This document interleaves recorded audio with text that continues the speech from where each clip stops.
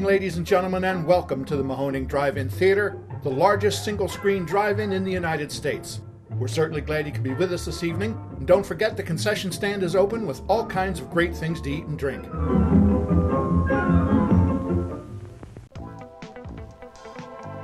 .3 Mahoning Drive-In Radio, your old pal Virgil welcoming you back for another exciting episode of the podcast. As you guys know, the only podcast dedicated to the love and revival of our beloved drive-in culture. Joined as always by my co-host and general manager extraordinaire, Mark. Say hello, my friend. Hello. Yeah. And we have come in for a landing on our traditional 2025 season. And you probably can hear it in my voice. We went out with a bang. Maybe one of the biggest and most successful events the Mahoning has ever put on. Our very first ever, and now annual, Dusk Till Dawn Scare-A-Thon on Halloween night. And Mark, we drove each other up the wall trying to pick these movies, but when we first came up with the idea to do this, I remember saying Halloween is going to be so hard to compete with. You know, if we get 200 people, that would be great. But that's what I always said, because I used to do indoor 35 millimeter retro horror shows in New Hampshire when I lived there. And we were like, oh, it'll be great. We can do it on Halloween. Everybody wants to watch horror movies on Halloween. And it was like one of the worst attended shows we did, because everybody who has kids has trick or treating, and people who have social lives have parties to go to. And I was really worried when we said Halloween night. I kept sort of saying to you, be prepared for this to not be huge. It's going to be just us on the line. And like so often in this business, I was wrong. And the idea, I feel like Rob may have come up with the idea to do a Dusk Till Dawn show. And at the time we thought maybe we would seed it with prints that we have in our collection, because we have an ever-growing 35 feature collection, and we have what I always refer to as the Grindhouse prints that Jeff had bought years ago, which were the most drive-in movies we owned. And I was like, we could just run a bunch of those, or that's what those prints were used for, was when they would do Dusk Till Dawn shows, and there'd be some newer titles, and they'd throw in a title that was a few years old toward the end, figuring, you paid your money, you get 5 movies. But the level of back and forth and the level of gray hairs that one or the both of us incurred in trying to settle on 5 titles, I didn't know that we were ever going to settle on 5 titles. It was maddening, you know, and one of those things that really put us through the ringer as far as curating and booking goes. And it really had everything to do with, we knew, especially when tickets started to explode on this show, how important it was to establish an annual in a big way, and not only in a big way, but set the tone for what we would want these shows to be. And this is something we talked about a lot, Mark, and I have to thank you, because you really did steer this marathon in a certain direction, because we get a certain number of crowds and different crowds at the Mahoning. Some of them really love coming out for those blockbuster marquee titles. And then there's what I think is a bigger percentage of the people who are coming along for the ride with us. And I think this approach that we had this year, which was more deep cut than not, was definitely the way to go. Because if not, it would be, you know, marquee after marquee. And what did you say about it, Mark? Is if you couldn't make it to this event and you heard that they played, you know, Evil Dead and Halloween, do you really feel like you missed out on something? That's the thing. I mean, and people said to us after the fact, is that they went in expecting it was going to be a greatest hits, and it wasn't, and they were more interested because it was things they had either never heard of or had heard of but never seen. And that's the thing, is that I always refer to them as the anointed. There are like the anointed 12 in terms of every genre and classics that everybody plays. And we find ourselves, for better or worse, really for better if you're a film goer, for worse if you're a theater who's trying to do something a little different. We're a very retro, especially retro 35 millimeter rich region now. There are so many theaters within driving distance of ours that do a lot of retro and a lot of horror. And we were trying to pick titles that maybe somebody hadn't already seen this Halloween season. And really, Halloween season starts in September now. Oh yeah. So between the Colonial and the Gap and the Ambler and the Highway, and if you go a little farther out to the New York theaters or the other drive-ins, even even Becky's was doing some kind of edgy horror Yeah. doubles, which is great. It's great for everybody. But we didn't want to have somebody come to our show and be like, oh, well, I just saw this at blah, blah, blah. Yeah. So we went deeper cut with one exception. And again, with one exception that we heard from, everybody seemed to really appreciate the fact that it was movies that just hit them over the head like a wet turkey. And you prepared me for, the inevitable that, hey, there's going to be people who are like, where's Halloween? Where's the movies about Halloween? Because all of our shows up until now have been very geared toward a specific title driven genre or tone. And if anybody asked where the Halloween themed films were, I would say that's what we played last weekend. That's the thing is we actually did with Exhumed. We did a Halloween themed show with films from the Halloween franchise and films that were set on Halloween. We kind of blew through them all the week before. Yeah. And maybe somebody looking at this on paper might think, oh, a Dusk Till Dawn Scare-A-Thon on Halloween night. It's going to be Halloween 1, 2, 3, Which would be an excellent show that somebody else could do, or we already did. Yeah. The strength, or for us, of this too was we actually, here's a little inside skinny, we hadn't settled on the films until well after the tickets went on sale. And that's the glory of a show where you're doing a mystery show where you're not announcing the titles ahead of time to the audience. They don't know until it hits the screen, is that if you have to do a last minute replacement, which we did, nobody's disappointed because they're just coming trusting that you're going to give them a good time. And the number of people that did show up for that show was a gigantic compliment to their faith in us to give them a good time at the drive-in. Yeah. Well, we knew there was going to be certain things as far as titles go for the show because we have now such a connection to archives. And the way that I wanted to play it and we wanted to play it was, well, it's kind of a best of all the archives that we have access to. And the way that originally I was thinking this show would go is like, okay, we'll have something that is Halloween themed right out front and give people what they want.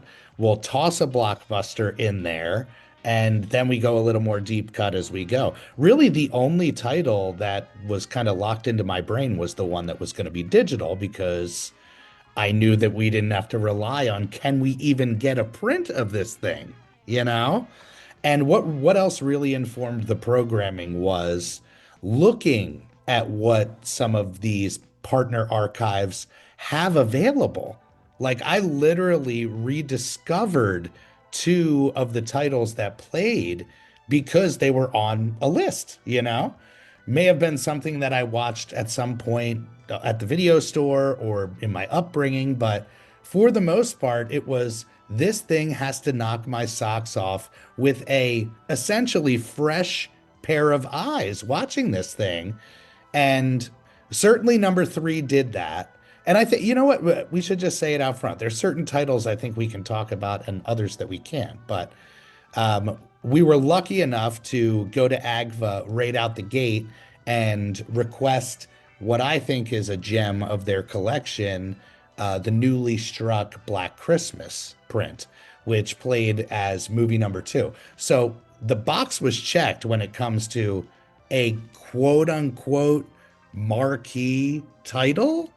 And we did play it up where, hey, we requested a holiday movie for our closer and they just mistook the holiday, And it's a movie that delivers every time. And it certainly did this time.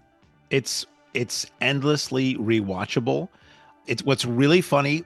Krista pointed out to me, we do our Patreon 35 millimeter screenings the one Thursday a month, and the final Patreon Simplex level 35 millimeter screening for the year was the night before the Scare-A-Thon. And I think I can say the 2 movies that we played because they're public domain.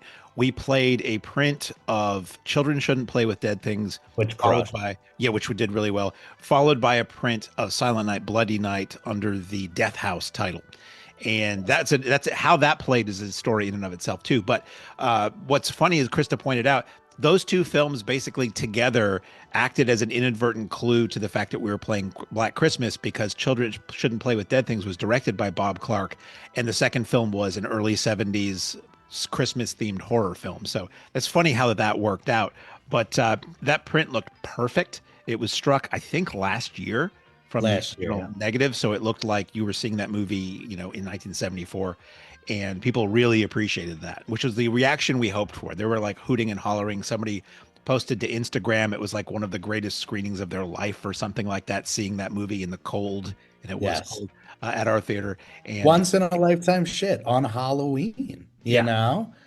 Like it really was what we were going for. And as long as we had a sense of that, like I knew movie number one might not get the hoots and hollers, but it's going to set the tone for what the night is, which is kind of batshit horror, And I think that was the perfect follow-up at the perfect time. If we would have waited for movie 3 to place that, which again goes back to us driving each other insane with, no, this movie should go here. No, you should really wait to play this here. It was like a chess game, and the pressure, I think, was more than anything the thing that was getting to me, where it's like, we're getting closer to the show.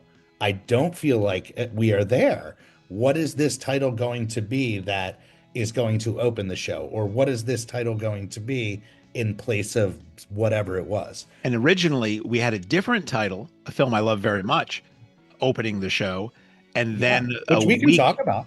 Yeah, it was going to be Tourist Trap, which is a movie I love. I saw it on Channel 56 when I was a kid. And unfortunately, it turned out that played at the Exhumed 24-hour Horror-a-thon essentially a week before our show. So we're like, everybody, so many people who go to the Horror-a-thon go to the Mahoning, to the degree where when the Horror-a-thon happens, we program something that's like local appeal family fare that's not horror, because we know all the horror fans like across multiple states and the West Coast are going to be going to the Exhumed show at the Colonial. So we were like, well, we can't show Tourist Trap now because probably half this audience just saw it. So that led to this insane last minute scramble to figure out what it will be. And I kept suggesting Mausoleum because that's one of those Grindhouse prints we had. So I said, it's a film we have, like we don't have to worry about shipping. We've got it. And I wasn't sure of the condition, because when I refer to the Grindhouse print collection, Jeff bought those from somebody who had stored them in a basement that had taken on water at some point. So a lot of those prints turned out to be water damaged or unplayable. Some have been fine. So that was in that collection that, if my memory serves, was part of the trip going down for the documentary. Al was with me in the car when we went to go pick up those prints, which were literally, as you said, in a basement in Philadelphia. And we kind of knew, I think we had to literally wrench a couple of those cans open because they were like sealed shut. We're like, rusted shut. This isn't gonna be good. And we ran a couple of them as soon as we got them, and they were not in great shape at all. But the irony of this whole maddening story of us running around in circles trying to figure out what this was going to be was because Tourist Trap played locally unexpectedly to us 2 weeks before the show. We had to pivot. I think the pressure of that and having to choose from the archive that we chose from, we ended up getting One Dark Night, which is a fantastic film, ironically enough, taking place in a mausoleum. That just occurred to me. Yes. That's perfect. And we locked it in.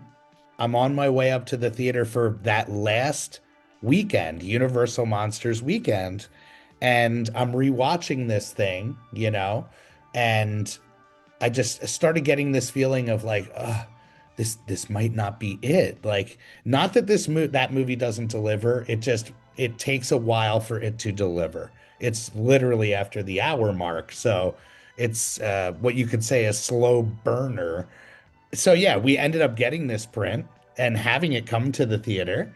And in 0 hour, that same weekend, Universal Monsters weekend, I ended up watching Mausoleum, and I knew within 10 minutes that that was going to be the one, you know? It was just one of those movies that is very effects heavy. Just enough sleaze to it, and it's the perfect Mahoning movie. I think that was certainly the way to go. And I've said it over and over again. Any movie that ends with demon boobs, like this woman turns into a demon and then her breasts are two little demons, that is just a masterstroke, my friend. And yeah, That's entertainment. that's It entertainment. also has the glowing eyes. I'm a sucker for glowing eyes or like animated lasers coming out of eyes. Oh And yeah. one of the other films I was recommending that we have in our collection has that. So maybe in the future people will get more glowing and laser eyes. But the Mausoleum, it brought the house down. People were just could not believe what they were seeing. Most hadn't heard of it. Which is Uh, what we wanted out yeah, of, you know, it allowed us to bring in movie number three and then five, really three, four, and five, which were much deeper cut movies. They weren't going to be the movies that are like, oh gosh, yes, everybody and their mom has heard of this one. We wanted to really expose people to maybe their new favorite horror movie. But another nugget to this story is not only was it crazy that it ended up being a movie that was in our archive, Mausoleum, after our Patreon screen. When was it? No, it was Universal Monsters Weekend. Rob pulled it out of the vault, and sure enough, the condition is terrible. So I'm thinking, do we need to pivot again? Are we going to have to start this whole thing over again with a week to go? And keeping in mind that if you're trying to get a print from anywhere that isn't one of our local collector friends, it needs to be shipped across the country. it takes a week, And yeah. that sets a ticking clock that makes you really nervous because our projectionists like to or really need to inspect the films before we run them to make sure they'll go through the projectors without winding up, getting shredded or something like that. Yeah.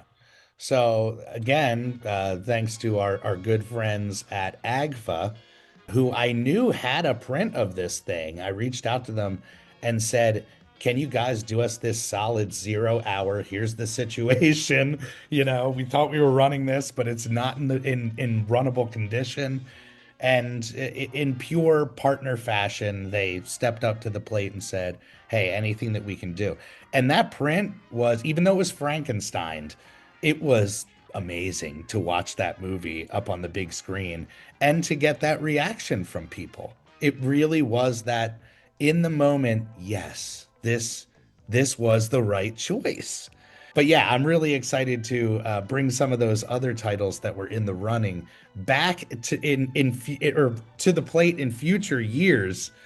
I don't think any other Scare-A-Thon is going to be as difficult to program as this. No, and I said, going forward, let's pick some kind of a theme for these that we Yes. don't tell anybody, but for us means we're going to keep it inside this little theme, something that all the movies have in common. And then Right. that way we're not looking at every film ever made in the history of cinema. We're looking at films that all have this thing. Like they all have a mausoleum in it. Whatever, just something like that makes, and it'll be fun when, if we won't tell anybody, but if Yes. the customers start to see that, they will be amused or interested. Also part of that, aside from the films, there was a lot going on the lot. Also on screen, I solicited a bunch of video greetings from celebrities This and was so horror great. celebrities, Yeah. and only 3 people knew about these. 4 if you count the celebrity. You knew, I knew, and Val knew, and we didn't tell any of the staff that we were even doing this, so that it's the same with the titles. Only a couple of people, the projection. Excuse me, I get choked up when I talk about projection. The projection team and ultimately Dave and you and I knew the titles. Everybody else did not. So like nothing got out. It was a total surprise for everybody. The intros, I can't remember all of them right now, but we got intros from Ron DeShear, Lenora's Midnight Rental, Dana Gould, Andre and Ryan from the Monster Squad, Catherine Mary Stewart, She Linnea was Quigley and Michelle fantastic. Bauer, Yes. Adrian King and Amy Steele, and more. Yeah. and everybody was super gracious. There was one more that we didn't get. I'm not going to tell you what it was because we hopefully will get it for next year, but it was another big one. And all those people came through for us. Some of them really at the last minute when like they hadn't gotten my message, and I sent a reminder message like the day before, and they recorded them and sent them to us. So for anybody who is a Patreon member of the drive-in speaker or simplex level, we're posting all of those to Patreon, like we do with all of our video intros and special things and greetings. So those will ultimately be viewable there. But it was a nice surprise for people on the night. It certainly was. And like there's some nights on the lot where you can kind of feel the bar elevate, you know? This was one of those shows where not only did it connect with an audience, we had more than a sellout audience come out for movies they had no idea what they were getting.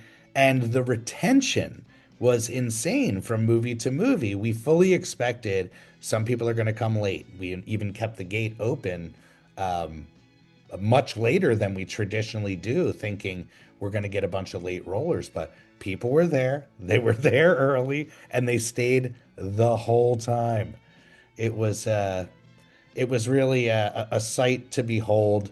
And obviously, with it taking place on Halloween, we had the costumes in full effect, people handing out candy, people getting into the vibes. It was easily one of the greatest and most memorable events I think we've ever done. And it has people excited already for next year, which what more can you ask for when you're trying to establish an annual? We also had Scream Magazine. Daryl and his wife from Scream Magazine joined us, and they're great. He Yes, said they they did. froze their cheeks off in the Yeah, they were inside, but still, it was a very cold and windy. Ultimately, the wind died down, but during the day, the wind just oh, it was blew things all over the lot. I got there early as I normally do, and I saw some things in the back. I was doing a very light lot pickup, and I saw some things that were the very back of the lot, the very back in the bushes, and there were things that usually would sit in front of the digital booth up front. It just blew things. I think it blew one of the portas like to the side, not on its yeah. side, but over. But And we Scream lost was the tent. We lost that tent before the gates Yes, the photo op tent wound up getting shredded. The wood that fastens onto the projection glass in the digital booth wound up getting almost torn off, even though it's riveted with four heavy duty rivets in They're there. just ridiculous. Every Uh, now and then we do catch that hurricane winds from the coast with it that. was volatile, was what I was saying. Yeah. Good kite day though, and Daryl and his wife were there. He said they did so well with selling Blu-rays and magazines. He said they did comparable to a convention. Like he was super pleased. They gave us a whole bunch of items for our raffles. We ended up doing four raffles, one at each intermission, and they all did extremely well.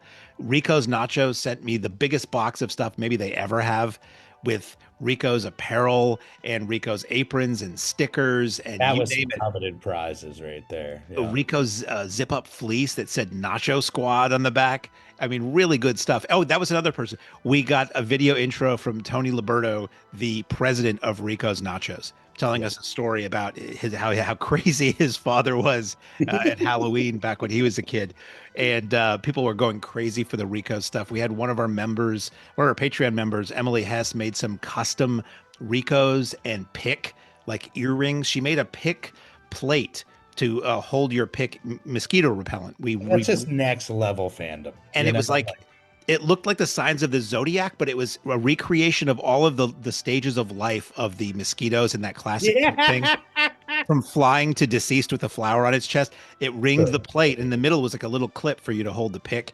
She made it's just amazing stuff. The raffles were nuts. I had to sit there across two large folding tables, dividing up. We had stuff from MVD and Kino spread out into four like equal raffles, and it was amazing seeing people overjoyed at winning that stuff. Merch rocked it nearly all night. They rocked it as long as the concession did, if not slightly longer. Yeah. The concession was bonkers. Like I stepped It in to didn't be a stop, second. No, it was which we knew. crazy.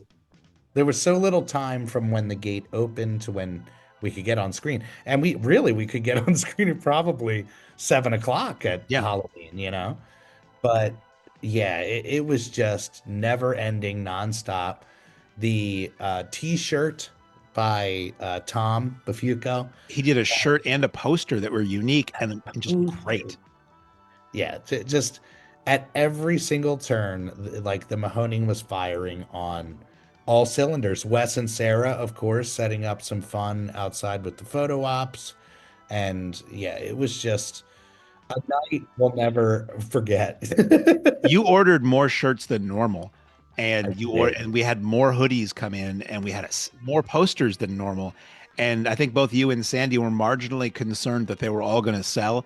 And toward the end of the night, I looked in there, and it looked like we never had anything in there. Like It was that concession line was huge. She and Louie rocked that line through every pre-show and every intermission. Beth and the concession crew were right on top of making food for everybody, and there was there was a lot of hustle going on in there to try to keep people through the line. And even still, I haven't worked the cash register for any period of time in the snack bar since I did it regularly years ago, and it was fun to do it again.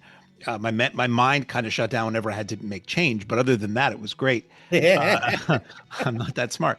But I still had people who'd show up with an empty plate, and they were like, "That was a corn dog." I was hungry, and I was in line so long, I just ate it. But there's only so fast you can ring somebody up. It's Sure. just you do the best you can to keep people moving. But it was just it was a level of activity and commerce for which we thank people that was great to go out on. To go out on such a huge high note was very exciting. And let us not forget projection. Rob and Krista running 4 films back to back after having been, awake for a work day in their other jobs was just phenomenal and flawless.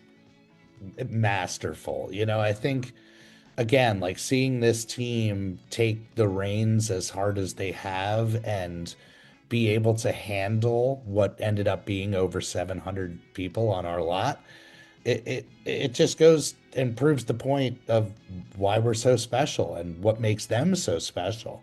And they were visited by 3 ghosts. They were visited in the projection booth by Nate and Abby, projectionists for the Renew Theaters, Yes. the Highway, the Ambler, the County. And Nate and Abby were dressed as Rob and Krista, and it was pretty hilarious. That was choice costume. And we had a bunch of great costumes. And we got to remind people, not only was this a first time event happening on Halloween night, all these moving parts, mystery show, it's also our last show of the season. So spirits were at like an all-time high. Excitement was at an all-time high. Everybody was, giving that love because it might be the last time that we see them for a couple months.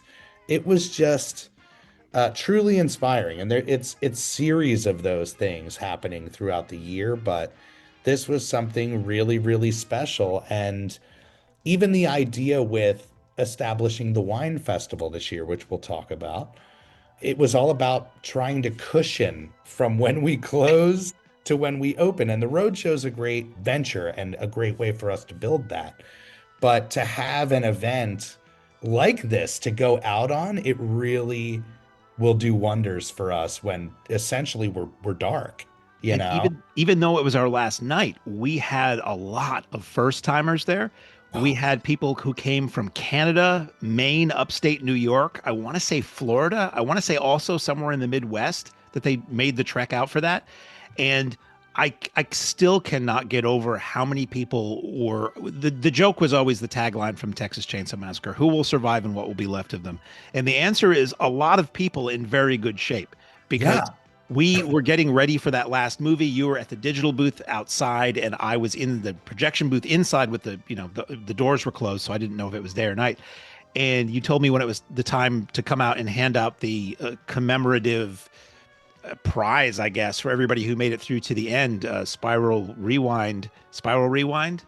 Yes. Cracker Jack posters. I'm not sure. Chris. Both. Yes. Chris of both. Created this ticket that was based on Andrew Kern's banner art for the event, but it was like this metallic custom numbered ticket. Hologram and gold. It was so nice. And then Scream Magazine had left us, I think, 80 issues of their magazine to hand out. And I met you at the digital booth, and the film was just ending on screen as the sun was starting to rise. On that. So like it was never unwatchable, but it was starting to get light enough so that it was, it was close to wiping it off the screen. And we turn around and there's a line of people from the digital booth up front under the screen until all the way at the back of the lot.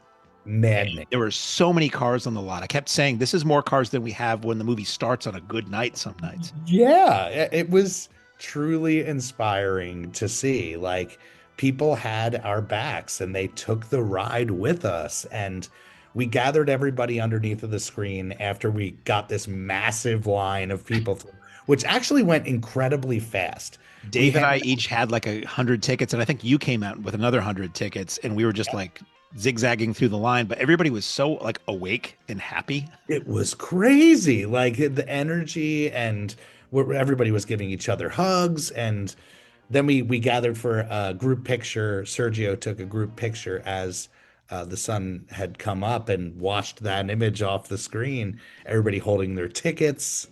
But after that, everybody came up, gave us hugs, thanked us for a wonderful season. And some of them went on their way, others stayed on the lot for a couple hours. It was just one of those magical experiences. And we all took this ride together. And I just know, whoever was there won't forget it. And it's such an annual that, we'll be doing this Scare-A-Thon 20 and remembering these memories that we started with number one. That's why it drove us crazy, I think, is knowing that was the potential of this show. But to see it connect with people and really, like, I joke that the Mahoning is a place you come to fill your soul up. And when you're gone, it depletes, and then you have to come back and get a fill. Like, we filled that soul up in a big bad way on Halloween night. And really, I think next year we already know where we're going to go with our theme. And I know it's going to knock people's socks off. Oh, absolutely. It's we won't reveal to anybody what the theme is, but it's going to make our lives a lot easier. It's still going to be hard to only pick 5, but yeah, people are going to love it. I guarantee. Yes. So thank you, Mark, for compiling those introductions. That was a real treat, not just again for the fans that were on the lot, but for me as well. It was just really great to see the support that the Mahoning has. And these people are not making appearances, it's just them wanting to connect with what we do and support what we do, which is really great. And going out on that high note, insanity. I guess we should talk about the night before Patreon. We also had a first. Yes, yes, we did. You came up to me. I was DJing, and you said we had a first, and I'm like, the screen fell down, and you said no, and it was an engagement, which we've had a lot of, a proposal and acceptance. We've had a lot of those over the years that they've often asked us to be involved with them in asking the question, but we've never had one at one of our Simplex screenings before. Yeah. And again, such an honor for that to happen on the lot at any time. But the fact that it happened on a Simplex night, a Patreon night, which is it's a very tight-knit group. It just proves how much not only the Mahoning means to them, but now this Patreon group means to them. Yeah, we wanted to extend via the modern miracle of podcasting, congratulations and best fishes to Aaron and Ellen, who were engaged at a double feature of Children Shouldn't Play with Dead Things. So good. Silent Night, Bloody Night. May the spirit of those films be a harbinger of your life to come. Perfect timing, too, because Sergio was there, and he was taking pictures in the back lot, and they were setting up to stay overnight. And he caught them right after they got that, and he snapped a picture right after he popped the question. That's beautiful. They had mentioned that one of their first dates was to a Patreon Simplex. He brought her as his +1, which we allow our members to do. You can bring somebody along. It's $5, and they can experience this thing. But I guess they had done that early on, like right as soon as we had started the Patreon, which was right around the pandemic. Am I right? We're going on like 4 or 5 years now with Patreon. Yeah, I'd love to know what the film was, if it was equally inappropriate as Yeah. Yeah, I just love that love brews on the lot and these romances kind of blossom on the lot. And we've had people meet on the lot, get married, now they got kids. It's a wonderful, unexpected perk to what we do and the longevity of this business now, you know? But the off season, I guess we should talk about where we go from here, you know? Besides, we're trying to fight off the off season blues, which always happens. Have they kicked in yet? We've only been off for about 4 days. The seasonal depression, I know. Well, there's a buffer now because we have some conventions that we're going out to. We'll, of course, be announcing the road show soon and the dates for that for the 2026 run. We've already locked some titles with the theaters. They're really good. Really freaking They're good. really good. Yeah. Which we can't wait to do. But we also have our crew party, and then we have the wine festival happening on November 22nd. And it's a great way to kind of, again, buffer this period when we truly go dark, which it's kind of perfectly timed. We get to have the holidays, and then we're kind of back on the road come the new year. So And I mean, you and I, some of the staff gets a true break, some less so. You and I are always working at it. We're always doing podcasts. I'm always doing the Patreon. So there's always a little something once a week at least that we're actively doing related to the theater. Various staffers will be attending the road shows and the conventions as well. So if you see that the Mahoning is going to be at a convention somewhere near you, chances are you'll see at least one staff member there and get to, talk movies like we normally would, only without, the wind on you. yeah. And the road show is always a really great time. I'm going to talk about the Wine Fest a little bit just because I'm so excited and proud of this thing. So many people may or may not know, before I came to the Mahoning and met Jeff and partnered up with Matt and Jeff to take this journey, I was running a local vineyard, and that was really the path I was on before the Mahoning stole my heart. But it was really a thing that we had in the back of the mind is, hey, could we ever do some off-season events? We pitched around like a food truck event. We pitched around a few ideas, but because of the connections in the past with the wine, I was like, this is what I used to do, was go out to wine festivals, vend at wine festivals, organize the farmers market. This is kind of the thing. And knowing that we were able to handle it with our personal vendor markets throughout the year that we've been able to establish and build with Sandy and the community, I knew we could add certain elements to this thing and make it fun, Not only that, but we could add a mystery movie to the mix. So it looks like what we're going to do now that we're, almost 2 or 3 weeks away. We're going to go with a comedy. It's not going to be a insanely family-friendly comedy because the event does have a 21 plus appeal to it, but certainly will be a movie that people will be excited for. I certainly expect a lot of Mahoning regulars, but this does cater to maybe the fans that wouldn't come out to see the horror movies at the Mahoning. It's a potential for us to grow our fan base and show off our lot, very much like any kind of community or rental event that we do.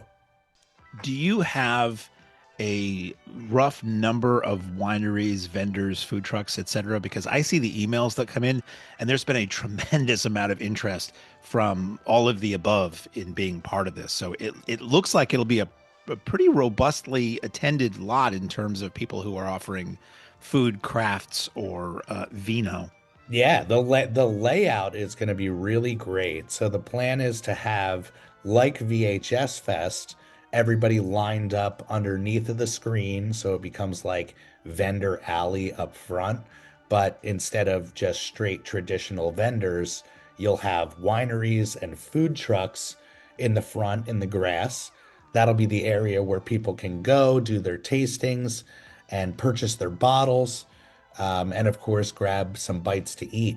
We're also going to welcome people to bring blankets and chairs and hang out in the front grass. We'll have one of my buddies coming out playing some music, local artists coming out and playing tunes. But leading up to the concession stand, and we've done this for some of our smaller markets that we do throughout the year, we're going to have craft vendors and traditional vendors pretty much in row number one. And leading up to the concession stand will be open as well. So if you want to get that last bite at the Mahoning popcorn or give Mama Cheeseburger a hug, you can come on in and get that merch as well, I should say. Will be open. Sandy will be there. Everybody's very excited about this event because of its potential for us to grow that aspect of the business. If this goes well, we can do other fun and unique things through the holiday season and use the lot in fun and creative ways, which is, I think, going to be the trick for us in the future. We've really perfected the art and the unique business model that we have running the Mahoning April through Halloween. Let's find a way to step outside that box, which really started with the Roadshow and the Patreon, thanks to you, Mark. Just this idea of, okay, let's think outside of this quote unquote business model norm. There's never been a how-to book for us. We've been writing it as we go. So adding these things, if they excite us, it's something that we're going to want to do. So like the Roadshow. Yeah, it's about off-season revenue streams, creating them where they never existed, because our business is a seasonal business for the most part.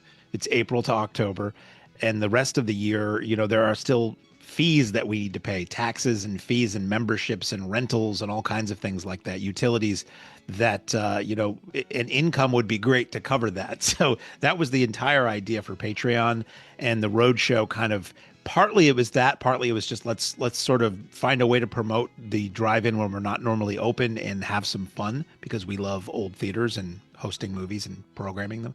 And utilizing the lot at a time we normally wouldn't be showing movies, whether that's just doing something different during the day well before showtime, or it's on days we normally wouldn't be open, or it's weeks or months that we normally wouldn't be open. It gets tricky because the weather sometimes basically says you're done. When it doesn't, let's see what we can do to start the next season with a little bit of a cushion in the bank account.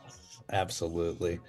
Yeah, so really excited about the wine festival. Really excited to celebrate the Mahoning team, which you gave everybody a shout out when we were talking about the last show. It's incredible to watch and see where this has gone, from us all gathering as volunteers, not being paid, to being able to legitimize this business over the last decade and have the right people come along on this journey with us. It's one thing to have a successful business. It's another thing to do it with people that you love. Every night we're at work, and I'm sure most of our crew would say this, it doesn't feel like work in any way. We are truly following our hearts and pushing our passions, and doing it with this team is so incredibly rewarding, and they deserve all the credit for making these memories happen. And what we're going to try to do every single year in the off season, there's what else can we put in place in the socials and things like that. I do want to try to start sharing these reviews on the regular, because people go out of their way to spread the love of the Mahoning. And as we say often on the podcast and on the lot, everything that we have is because a friend decided to tell a friend who told a friend. And it's become a very cult phenomenon because of that. It's something that we really want to get out there and share with everybody. Well, that we say to anybody on the staff, if you're feeling a little down, or you're feeling lonely, especially in the off season, or like, does what I do matter? Just look at our Google reviews, because so many of them are so glowing and they don't single out the staff by name, but they go out of their way to say how cool and friendly the staff is. And I try to share as many of those, if not all of them, with our staff in the internal chats, just so they see, because you may think, You know, all I do is this thing that's not glamorous and isn't part of the show, and it doesn't matter. Well, no, every single person there matters, and every single person there has over time been singled out as doing something that made somebody's day or weekend or month or whatever better. Yeah. So everybody it does a fantastic job. We may not say them all by name all the time, but we try to get them all on the podcast eventually. All the ones who are willing to come onto the podcast. Yeah. Which And is something everybody, people can look forward to as well, you know. every year we're like, we're going to get the entire staff on to talk about the previous season. And we realize there is no good time for every single person to be in one Ever. place at the one time, unless it's like at the theater. And when you're at the theater, we tried that once and that really did not work well. Yes, it's hard. There's distractions. But yeah, I think what I'm gonna miss most in the off season is those quiet moments when people are watching the movie and I walk through the stand and the crew is just cracking each other up, you know? It just puts such a smile on my face and warms my heart when it happens. And I think that's the type of stuff that's gonna keep us going through the off season, you know, is those memories not only we made with the fans and the movies and all that, but these kind of little moments that we had together and little successes that we got to celebrate together. It's something really special. What else do we have to talk about? I mean, there's so much going on in the off season. I guess we should say the Patreon. This is the perfect time for people to join the Patreon. If you start to feel the blues, that off season blues, you can literally join us once a month virtually and keep your finger on the pulse with all the things that we're doing through the Patreon. Mark, you want to break down a little bit of the Patreon for peeps? Oh, I'll And it show goes it. into high gear. Oh, baby. It really does. You know, I always try to make the Patreon very active and post a lot more than most Patreons do. And you just get so busy during the year that we're open, but I'm always acquiring things. I record all of the DJ sets. Now let me say professionally, now it's a line out straight from the DJ booth board. So it sounds like you're listening to it on the radio there, if not better. And I Which is record. so cool. I It's gotta very say, cool. like, I will pop in and listen to these things occasionally on my travels, and it's such a time capsule. Like, even my father recently passed away, and I remembered on Father's Day we played Bonnie and Clyde, Right. and I had remembered, oh man, I remember saying this thing on the air about getting the records from my dad and having it really inform me, not just on what music he was into, but just who he was as a person, you know?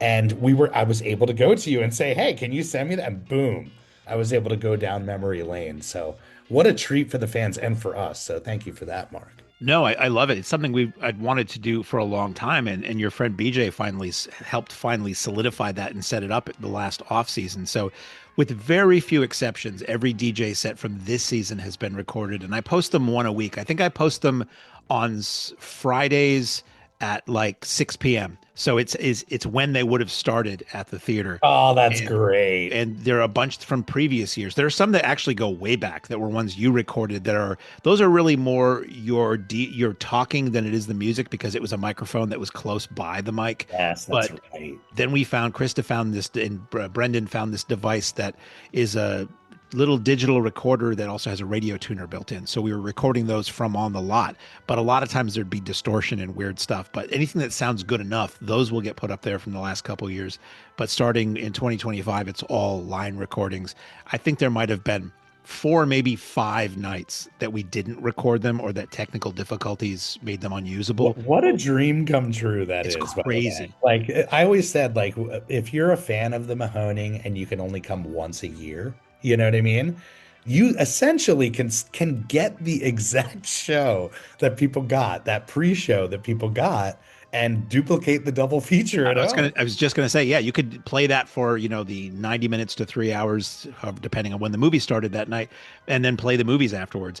And in addition to whoever the DJ was, a lot of times we'll pull somebody else on the mic. So Sandy will often be on the mic. Occasionally somebody else in the room will be on mic. Occasionally, what is it? Jonah Ray will hop on and be a DJ for Oh a my while. God. Occasionally, if someone's a celebrity guest during the Muppet event, I believe, didn't somebody have somebody call in on their phone and they held it up to the mic and they did like a live interview? So That's right. I don't, Yes. so much goes on at the theater over the course of the year. I don't remember it all. That's why when we don't do these kind of podcasts where we talk back about, what just happened, there's only so much room in your brain to remember all this stuff. So these DJ sets are a really cool way to dip back into that. So those are all on the Patreon. Those are available to any Patreon level. It's 3 levels. It's $4.99, $9.99, and $19.99. And I think now you can also go in and pay for a full year, and there's a discount on that. And you can also gift them if you're interested in doing that for somebody. That was something that was a new development that people have been asking for. It's cool that Patreon makes that Oh, possible. that's super fun. Yeah, Yeah. it's nice. And once in a great while for something, we will gift somebody one because we can do that. So like sometimes as a prize, we do at the $19.99 level. The $4.99 level, you get anything that's audio or still photo or text. Anything video, you have to be at the $9.99 level.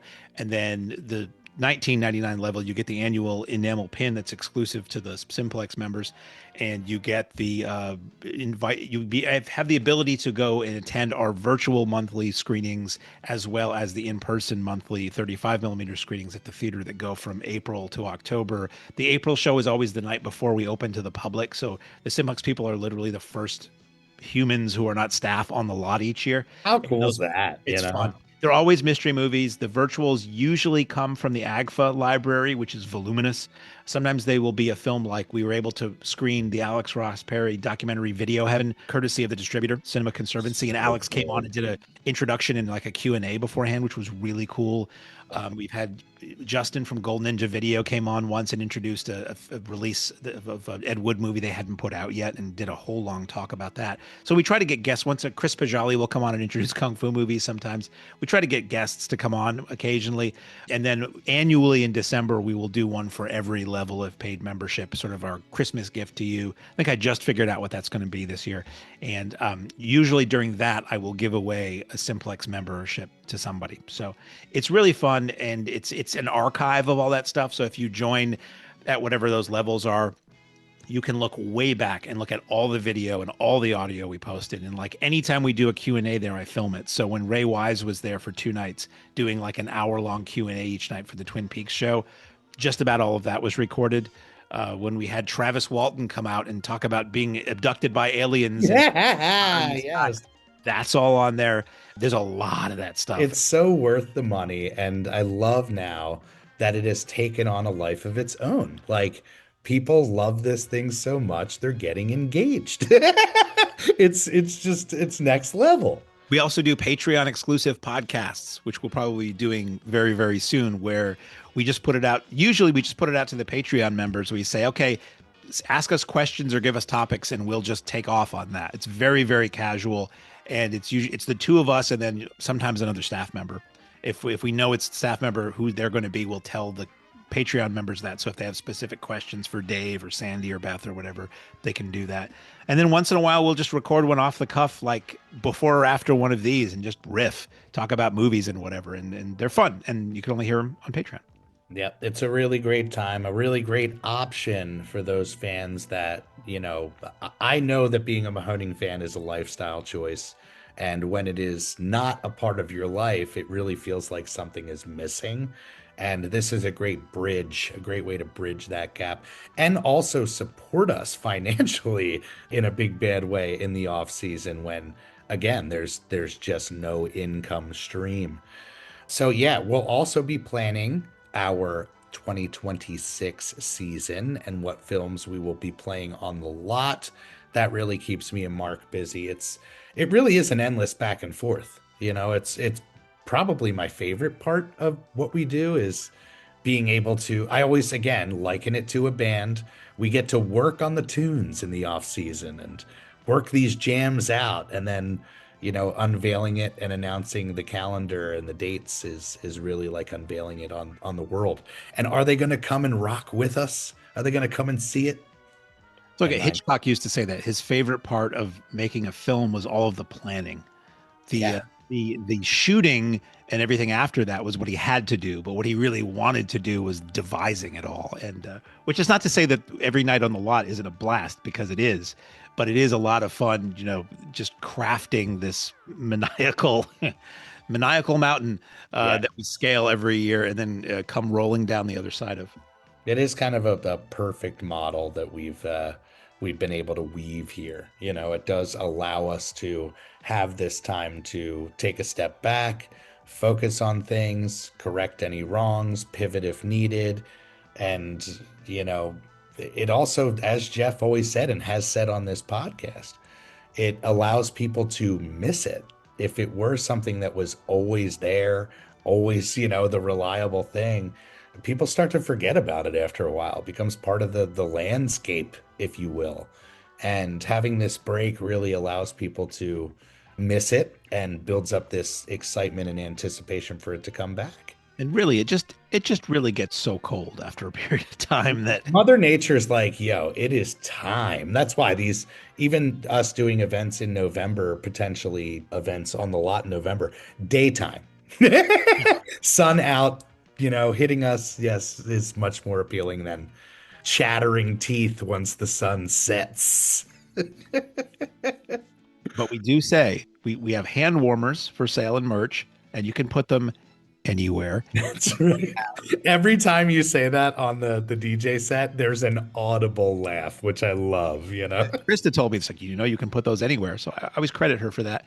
And cheeseburgers, which we refer to as pocket cheeseburgers, or I say buy a cheeseburger, put it in your pocket. It's a hand warmer. And then when you're hungry, you put your hand in your pocket, you get a cheeseburger. So, I mean, come on. Pro tip right there. The pocket burger has saved lives.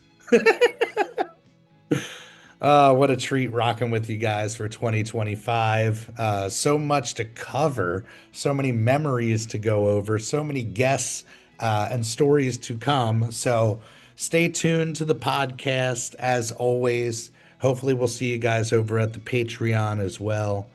And anything else, Mark, that I'm forgetting? Well, you know, one thing you mentioned, I don't remember what it was, but it did spark a thought in my head. If you listen to this show on Spotify, and you don't have to, but many people do, there is a way to leave a comment on Spotify.